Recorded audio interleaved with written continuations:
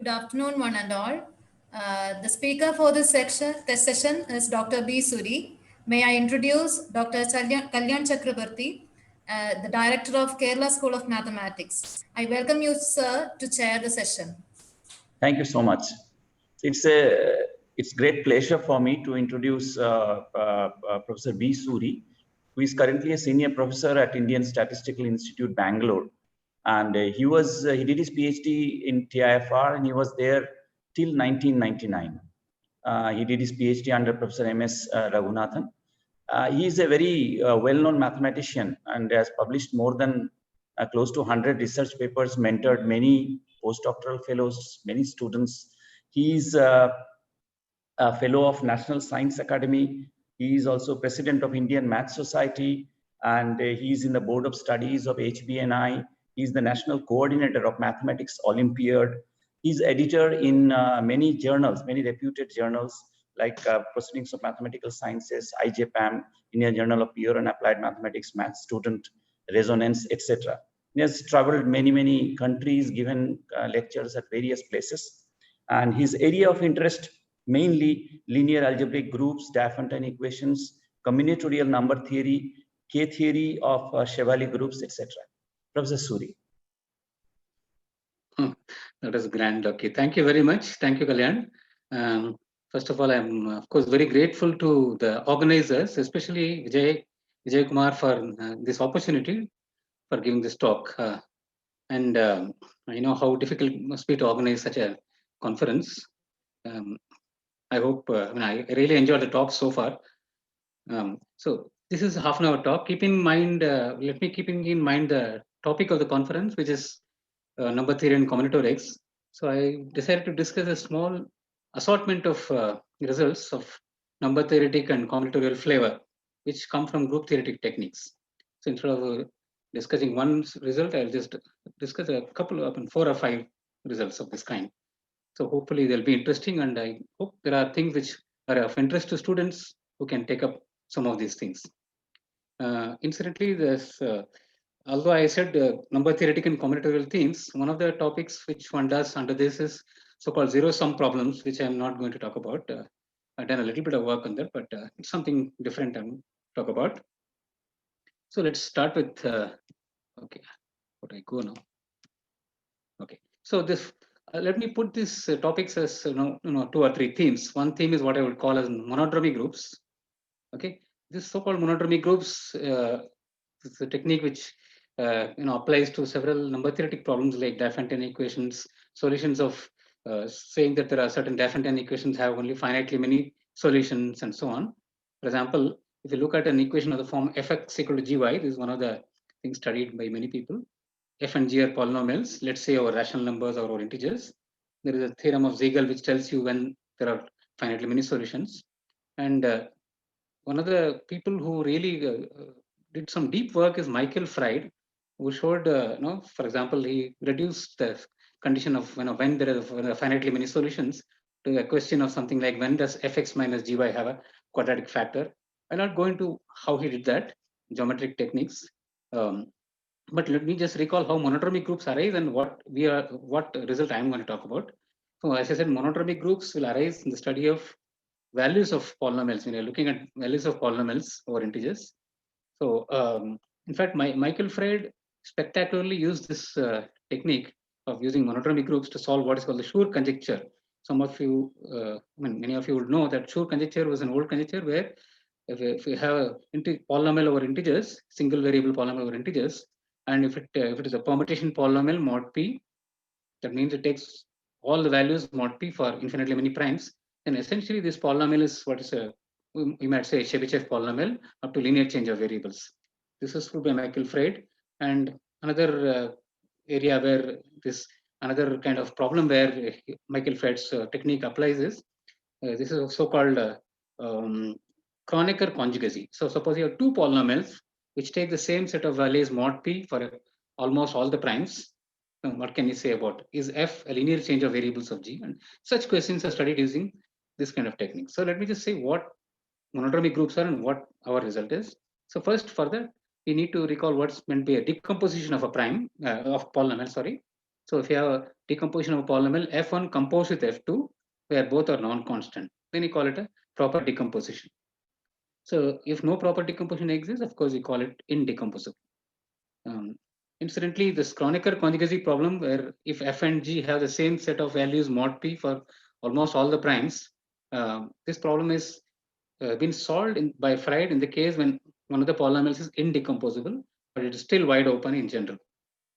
Okay, so this notion of indecomposability or decompositions is sensitive to linear change of variables. One variable, I mean, degree one change of variables. So there is of course an obvious equivalence of decompositions. You say two polynomials U and V are equivalent if there are two linear polynomials L and R satisfying this. L of V of Rx is Ux. Okay, so just to fix notations, I recall these things. So let's look at a non-constant monic polynomial. The way monodromy groups arises the following way. Look at the field Qt. Over Qt, you look at the splitting field of this polynomial Fx minus T over Qt. So the Galois group, which is viewed as a permutation of the roots of this polynomial, is called the arithmetic monodromy group. And so if suppose you write f of alpha equal to t and k is qt alpha, then if you look at the stabilizer of this root alpha, so the so-called theorem of Leroth, which is a theorem in field theory, helps to derive the following reformulation about decomposition of f. So how polynomial decomposes can be reformulated in terms of this Galois group, namely the following. So suppose you have decomposition f, which is decomposes as f1 composite, f2 composite, and so on. So R, where each fi is no indecomposable. Okay. Then if you look at the stabilizers on this Galois group that I talked about, of this fi composite fi plus 1 onwards, so there are this decreasing filtration of subgroups. Then we have this decreasing filtration G containing, H1 containing, etc. So that since FIs are indecomposable, what it would mean is that this is a maximal strictly decreasing chain of intermediate subgroups. That's what Leroth's theorem will tell you. And in fact, converse is also there. If you have any such decreasing maximal chain subgroups, then it corresponds to a decomposition of F into indecomposables. So this is a very neat formulation. And in fact, implicit in these statements is so-called Ritt's theorems. There are two theorems of Ritt from 1922. First theorem says that any two proper decompositions have the same length, very beautiful result. And you can obtain each of these decompositions by chaining two at a time, two adjacent factors at a time. And the second theorem tells you when two factors, F1 composes F2 is G1 composite. I don't go into that. I just mentioned that these have this reformulation in terms of this group theory. Okay. So as I said, problem of finiteness of number of solutions of different equations, or problem of values of polynomials or integers, all these can be studied using this group I'm going to talk about. So one of the things is, as I mentioned, Michael Freid said, sort of reduce the problem to determining when a polynomial fx minus gy. So there is a polynomial in two variables, split like that, fx minus gy. When does it have quadratic factors? Okay. So what we do is we can solve this problem by looking at some group theoretic, namely dihedral groups. Certain matrix groups naturally arise, and I'll mention the result and how the groups arise. So as I said, this is actually done earlier by Yuri Bilou and characteristic zero using some classical methods called Riemann existence theorem and so on, which we don't use because we deal with general characteristic, and so it's a different proof. So anyway, so let's start with this field K, and suppose you take a variable x and call t equal to fx. Now, point is that if fx minus gy has some irreducible factor of degree 2, okay, polynomial in two variables, degree 2 factor, then the kx, the field kx is a quadratic extension. It has a quadratic extension. And then this extension is Galois, the Galois group generated by two involutions. And that is the origin of the so-called dihedral group. So once you have two involutions, you have a dihedral group. The intermediate field is a fixed field of one of these involutions. So Leroth's theorem will tell you that this KL, the composite KL, is a rational field, KZ. So the Galois group is a subgroup of this, of index at the most 2, could be 1 or 2. So the group of automorphisms, as we know, of KZ is linear fractional transformation, namely PGL2K. So using this, thus to determine factors of degree at the most 2, suppose that is our problem, which is what we are solving now. factors of at the most degree 2, we have to do the following. We have to determine the cyclic and diagonal subgroups of PGL2K and analyze the cases which gives pairs for which this actually has a quadratic factor. So this is what we do. And I'll mention one of the polynomials which keeps arising in this is the so-called Dickson polynomial. It is just a version of Chebyshev polynomial. Dickson polynomial is valid over any characteristic. So it's just a Chebyshev polynomial. So the theorem one can prove is the following. So suppose you have two polynomials over a field, and suppose characteristic can be anything. And assume that fx minus gy has a quadratic factor. Call it q of xy. In two cases, if the characteristic is positive, assume that at least, so there are two theorems here. First theorem is when the two polynomials f and g are not such that both of them are polynomials in x power p. So this is the situation when at least one of the polynomials is not a polynomial in x power p. Then let's look at the degree of f, call it n. Then the theorem shows that there exists f1 and g1 so that, and a common phi so that f is phi composite f1 and g is phi composite g1.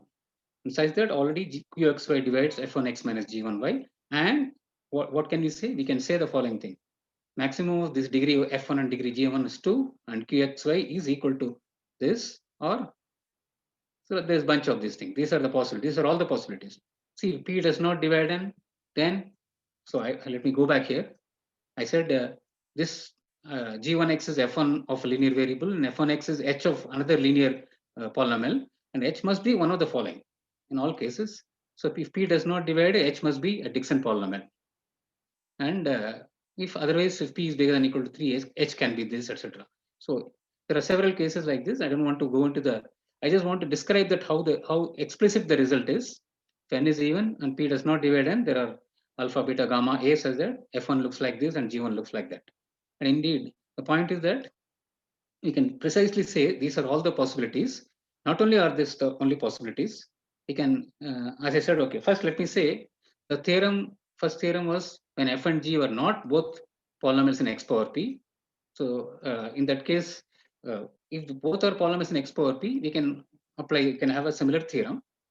And then you can just look at this theorem here. Gx is fx and gx are polynomials in x power p. And then a similar theorem is proved here. And using this, we can reduce it to the first theorem. So the point here is that these are very explicit and just using group theory, and it is all the cases do occur. We can produce examples to say all of them actually occur, each case. Just to make a little description of what kind of, how you use group theory, I just want to recall the following observations. So for suppose you have an algebraically closed field, whatever characteristic, and look at an element of PGL2, 2 by 2 matrices, the projective group of finite order n, then you can, there are only two cases. One is the characteristic is co-prime to n, then rho is, this element is conjugate to a matrix of this form 1, 0, 0 rho, zeta, sorry, where zeta is an nth root of unity. Remember, the element is of order n. Or if the prime equal to n, then rho is conjugate to 1101, this unipotent element. And using this, one can further say some other results about the dihedral group. For example, take an algebraically closed field and look at a dihedral group, tau rho, subgroup of PGL2. So this is a dihedral group of order 2n, where tau is of order 2 and rho has order n. Then one of the following three properties holds. We can explicitly say when the characteristic it does not divide, we can conjugate tau to something of this form, and by a common element, tau and rho can be conjugated to these elements. And there are these special cases also, n equal to p bigger than or equal to 3 and n equal to p equal to 2. So one can use this very explicitly and actually prove the theorem. Theorem is not at all difficult to prove. Once you have these group theory things, a few observations, and it's an easy theorem to prove actually. Okay, so let me go to second thing, because since I am giving an assortment of things, maybe this is a very, very elementary theme that I'm talking about, what I will call as number theoretic identities using group actions. So I must say that actually I just, for fun, I wrote one paper on this, and then I found that immediately there are about 15 to 20 papers on this subject now. People are somehow interested, although it's very elementary. So let me tell you, for example, suppose you look at the action of matrix group whose entries are in a finite ring like Z mod and Z. So You know that when you have finite group acting somewhere and you have this so-called Burnside lemma, it's called Cauchy-Furbinis lemma, which tells you the average number of fixed points is the number of orbits. So when you just apply this, several number theoretic identities seem to fall out. So for example, one situation is, here is an example. This is very explicit number theoretic identity. You look at the sum over T1 in Zn star and T2 and Tr in Zn, and look at this GCD sum is phi n times sum of the r minus 1 powers of n.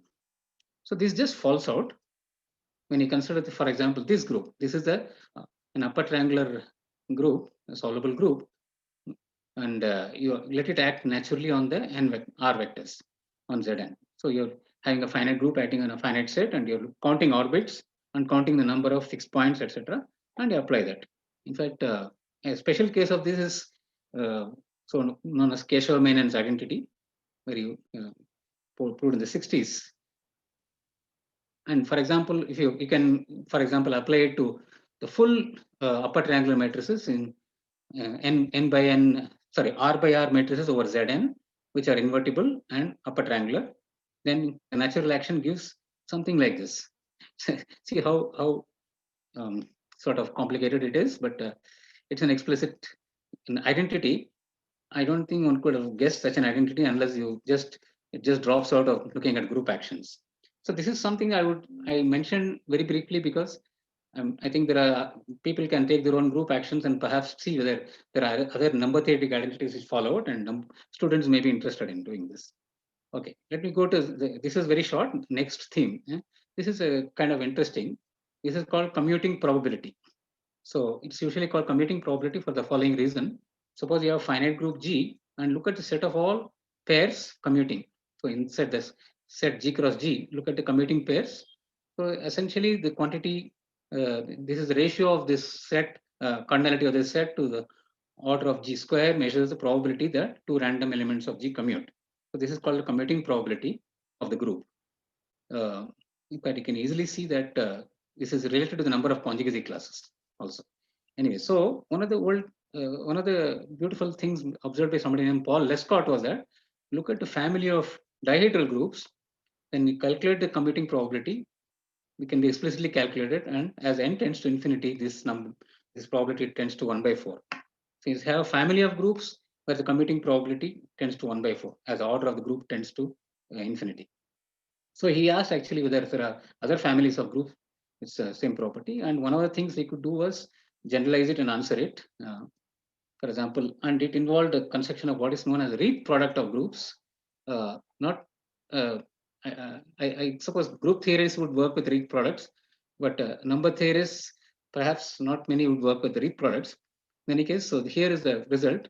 Suppose you have an abelian group of order n, which is capital B, and A is any other finite abelian group, and you would look at the Reed product of A and B. So for those who have not seen what is the Reed product, it's simply the following. You look at, so B has some order n, right? So that means you take n copies of A, sort of suffixed by elements of B, and then you move them around by the natural action of B, the translation action of B. So it is, in other words, it's actually direct sum of n copies of A acted upon by B, semi-direct product of those two. This is the Reed product. These Reed products come up in many examples. So Reed product we show it has commuting probability which tends to 1 by n square as the order of A tends to infinity. N is fixed, by the way. N is fixed. So this generalizes Lescott's thing, and so let me just state the result here. Let G be a Reed product, as I mentioned. Call the elements of B as this. Then the set of pairs which commute has this cardinality explicitly made. Of course, the number alpha st is actually the index of the subgroup generated by these two elements S and T. So we cannot explicitly determine it unless we know the structure of the group. Nevertheless, even without knowing the structure, one can deduce this theorem. The commuting probability tends to 1 by n square. In case group B is, for example, a cyclic group of order n, then this number is nothing but GCD of NST. So for example, the commuting probability gives you the following thing, that this has so many conjugacy classes, this sum by divided by n conjugacy classes. So in particular, it shows you that this number is actually an integer. as it counts something, counts the number of conjugacy classes. So it's so for example, this corollary that this is a multiple of n, of course it can reduce it elementary using elementary number theory also, once you state it, because you can just view it like this. Okay, leave it at that. Point I'm trying to make is that naturally some of this identities or numbers fall using group theory. Okay, so Ritz products, as I mentioned, also have play a role in many examples, different types.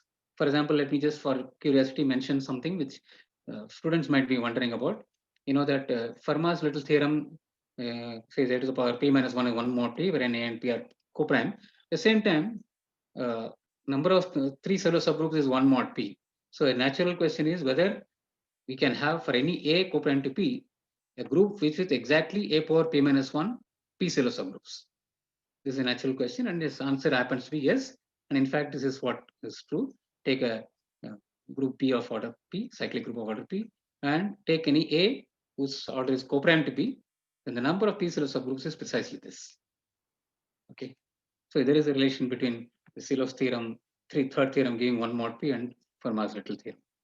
You can see more generally, you can say something of this kind, which I just gloss over. Okay, so in the realm of Ritz products, we have another interesting combinatorial group theoretic question, which is answered in collaboration with Nikolov. So, for example, you have a non-trivial group and B is an infinite group. Okay, then look at the Ritz product of A and B. So there is a notion of what is called boundedly generated. I'll just recall now, but boundedly generated. So A Ritz product B, it may be finitely generated as a group, but it may not be boundedly generated. So this theorem will tell you that A Ritz product with B is never boundedly generated unless B is finite and A itself has bounded generation. Okay, this is interesting because we used okay. What is bounded generation? An abstract group is said to be boundedly generated if we have some sequence of elements. Okay, we don't have to be distinct. So this is a cyclic group generated by G1, cyclic group generated by G2. This set product. So every element of G is like this. For example, free groups of rank at least 2 do not have bounded generation. Okay, we can never have such finitely many. You have to keep repeating. Free groups do not have bounded generation. So this is the notion of bounded generation. Of course, it's much stronger than finite generation. So in this theorem that I mentioned just now about Ritz product not being boundedly generated, we use a very interesting theorem of combinatorial group theoretic result due to B.H. Neumann. It says that suppose you have a group which is union of finitely many left or right cosets of certain subgroups, then at least one of the subgroups must have index at the most n. Okay, this is a very beautiful combinatorial result of B.H. Neumann. So we were glad that we could use it actually. So just to mention that bounded generation is so much stronger than finite generation. For example, look at the group Z, Ritz product Ritz, and by the theorem above, it does not have bounded generation. On the other hand, it is generated just by 2 elements. In fact, you can identify this group Ritz product with this group of 2 by 2 matrices where F is any polynomial with integer coefficients and M and N vary over integers, positive and negative. In fact, these 2 matrices will generate. Just to tell you that Ritz products are. So there are combinatorial group theoretic results coming out of Ritz products. Okay, how much time I have? Okay.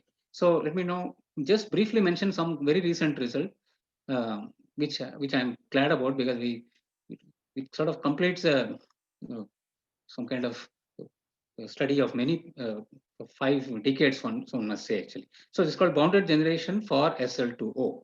So what is that? So first of all, why did bounded generation arise in the context of groups, at least in the context of arithmetic groups, is in the context of what is called the congruence of group problem. I'm not talking about that, but basically look at a group like SLNZ, n by n matrix of determinant 1, integer entries. So Andrei Rapinchuk noticed a connection between these groups having the congruent subgroup property, namely any subgroup of finite index contains a congruent subgroup or not, and that of the abstract group theoretic property of bounded generation. So for example, n equal to, it is not boundedly generated and it does not have the congruent subgroup property. For n bigger than or equal to 3, both are true. It is boundedly generated. In fact, one can prove that using Dirichlet Primation progressions. So the result I'm talking about now is let OS be the ring of S integers in a number field. Essentially means we are just allowing some denominators, okay, but you allow so that the ring of S integers has infinite units, infinitely many units. Then and for at least n equal to 3, and n is bigger than or equal to 3, SLN OS can be boundarially generated by so many elementary matrices. One can get this. And you can also deduce that SL2, which is of course a very difficult case. SL2 is boundarially generated by as an abstract group by so many cyclic groups. So for example, SL2 over Z 1 over P, a ring like Z 1 over P, where P is a prime number, is also generated by some finitely many numbers. In fact, less than this number. It is less than 19. Okay. So this, as I said, completes a 5 decades old problem and use only class field theory, although the argument is quite complicated and goes to more than 25 pages, but it's very satisfying. Anyway, I just mentioned it in passing. Final theme is what I want to again concentrate on, counting subgroups. This is again number theoretic as well as combinatorial, counting of subgroups. So this is in some sense abstract group theory, but it gets connected to linear algebraic groups and so on quite often. So what is counting of groups? For a finitely generated group G, look at the function which counts the number of subgroups of index n. Okay, this is just a very natural function to count, but turns out to be very powerful, deceptively difficult to study and all that. And moreover, it's so powerful that if you study its analytic properties, you can get back group theoretic properties. I don't go in detail into that. I'll just mention a few things first of, and some result of mine. So first historical result is of course due to Marshall Hall, who said that when G is a free group, okay, of rank at least 2, not the cyclic group, but then it has very high growth rate. I mean, number of subgroups grows very large. It's of what is called super exponential type, n power n. So the maximal possible growth type is this super exponential n power n, because for any finitely generated group, it's going to be a quotient of a free group of finite rank. So the growth will be at the most n power n. But what is the smallest kind of growth? Of course, you look at our integers, ring of set of integers, group of integers. There is of course a unique subgroup of a given order. So we called an to be the number of subgroups of index n. So Sn is the number of subgroups of index at the most n. So we have n, Sn equal to n. So instead of studying an, we'll study Sn. Sn is n. So one might ask, is this the slowest possible growth? Because you cannot think of other smaller growths, other groups with smaller growth. And indeed, the answer turns out to be yes, but it is quite turns out to be quite involved to prove. In particular, we use things like it uses things like prime number theorem, and it also uses uses the following thing. More precisely, look at a group, call a group to have polynomial subgroup growth. If there is some constant, so that number of subgroups of index at the most n is at the most n power c for all n. Okay, this is the notion of polynomial subgroup growth. So what are the groups of polynomial subgroup growth is given by the following beautiful theorem. Take a finitely generated group, which has lots of subgroups of finite index. So in other words, residually finite group. Then it has polynomial subgroup growth if and only if it has a solvable subgroup of finite index. And it's of finite rank. Finite rank means there is a number that every finitely generated subgroup is generated by that many elements, at the most that many elements. So equivalently, of course, this happen if and only if the group is virtually solvable, meaning solvable subgroup of finite index it has, and has a linear representation over Q. So these sort of come up in this.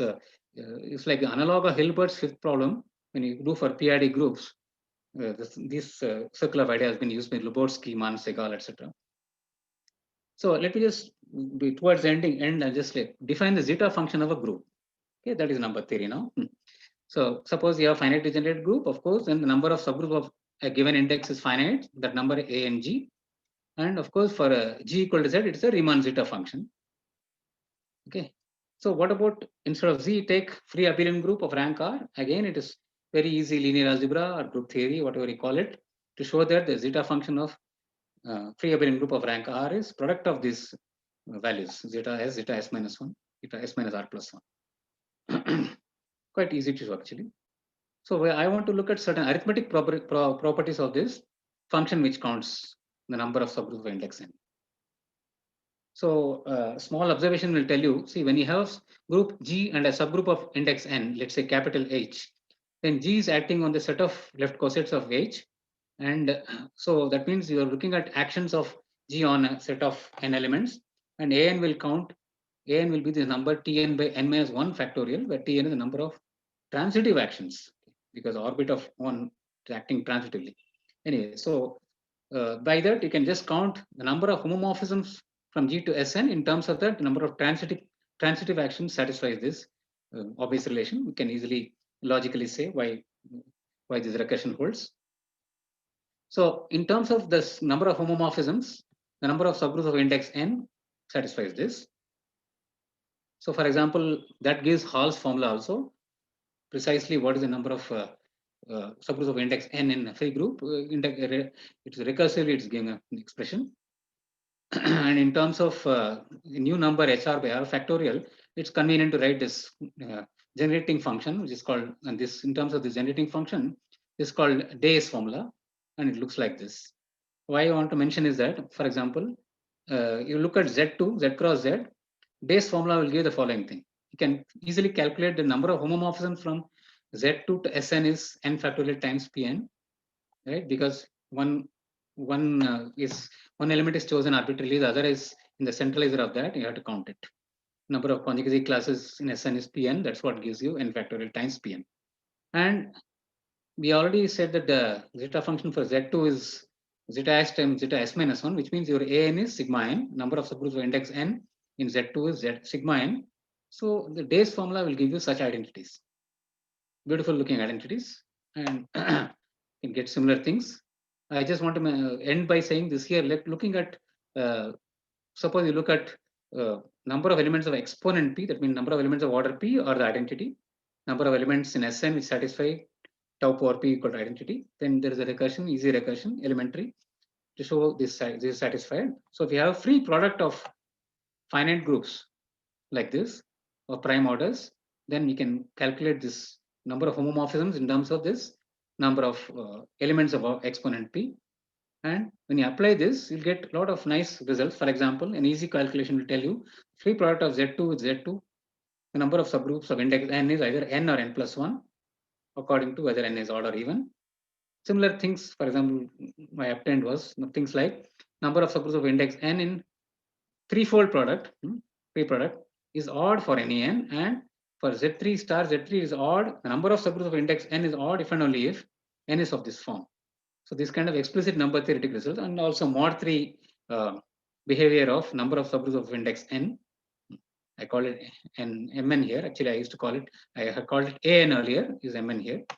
So this is the periodicity about it. So such beautiful results you can just get out of these group actions. And I just want to finish with the beautiful result, which is reminiscent of a formula of Ramanujan.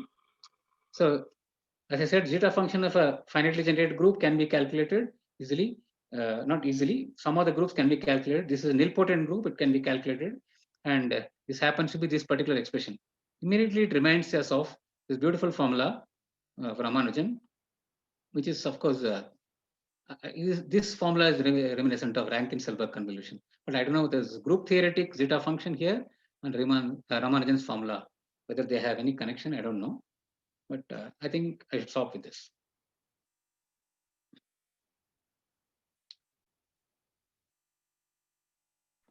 Yeah, beautiful talk, Suri, and very interesting. Now, you can ask a few questions. People have any question? I hope one can unmute oneself.